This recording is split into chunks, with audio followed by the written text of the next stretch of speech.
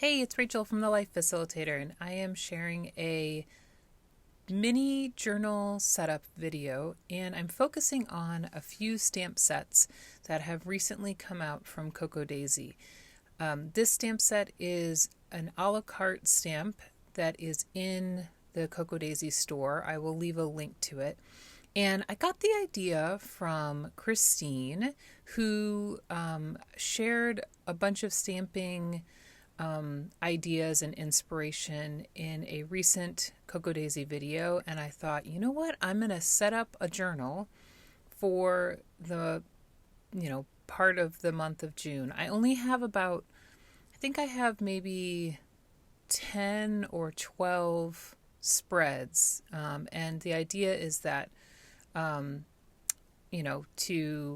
kind of basically get the whole page, the core of the design done, and then all I'm really adding is the decoration on the left side of the page, which would probably include a photo, and then the date, and then journaling. So by stamping all of this ahead of time, it's like creating a journal card on each spread and doing it all at the same time rather than having to get out my stamps every time I want to work in this little notebook. And so I am varying elements of the stamping. I'm doing some layered stamping. I'm changing the color of the inks I use. And this is allowing me to make each page look just a little bit different and allow for different types of stories to be told within this little mini book. And I will leave the link to all the stamp sets I'm using, but they're either the a la carte stamp or the Traveler's Notebook Memory Keeping Kit stamp for Koi Pond, or Koi Pond Modern Memory Keeping Kit stamp. And I just think I loved this idea that Christine had, and I really wanted to see, how I could make it work for myself. And I really love these two stamps together with the box and the grid. The grid is from the Koi Pond Traveler's Notebook Memory Keeping Kit, and I just think it's such a fun way to add information and to get yourself started. So I have a difficult time filling an entire traveler's notebook. So, breaking it down and giving myself some prompts definitely helps me stick with a project like this. I should also mention that to make the notebook, I didn't show how I did that, but I made the notebook using A5 grid paper from the Coco Daisy Minimalist Collection. So they have A5 grid, and then they have a classic or the 7x9 grid paper. And I basically just trimmed the paper down to roughly 3.5 by 5 so that it'll fit inside the notepad cover, and went from there, and then did some stitching on the binding. So last thing I will do for the stamping part is to create my title page, and I'm just layering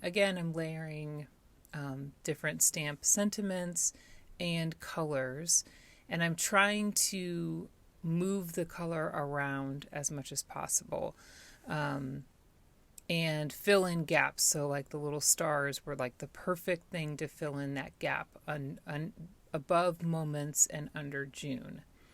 And then I'm going to pull out the Modern Memory Keeping Kit stamp set and add some extra little elements to the page as well. This stamp set is really neat.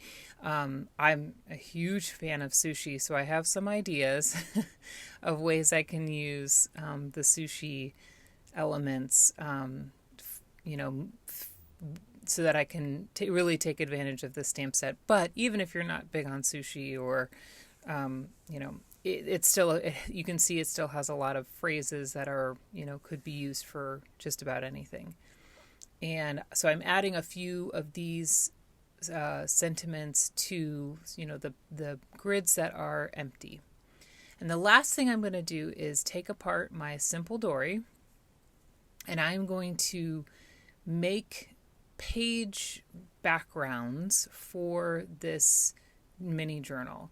So I am going to trim the simple dory pattern papers that I want to use. I'll choose a few that I would like to use, and then I will trim them to roughly the size of the left hand page. The reason I have all of the stamped grids on the right hand page is because that allows me to always have a flat surface to write on. So as you see, the decorative elements go on the left side of the page, the journaling goes on the right side of the page, and possibly extra stamping. And so I'm just showing you how I would use it. I'm not going to put the pages in right now, but I will tuck the little pages into the notebook cover, notepad cover, and I'm just showing how I would also could use scraps. I could use pocket cards to decorate the other page. You can see that, you'll see in a second, the grid, the outline grid is roughly the size of a pocket card, which is kind of fun. And so you can use this grid thing on a pocket card as well. So thanks for watching, and I will see you in my next video. Make sure to check out the Cocoa Daisy blog post to see how the creative team use these stamp sets as well. Thanks so much. Bye.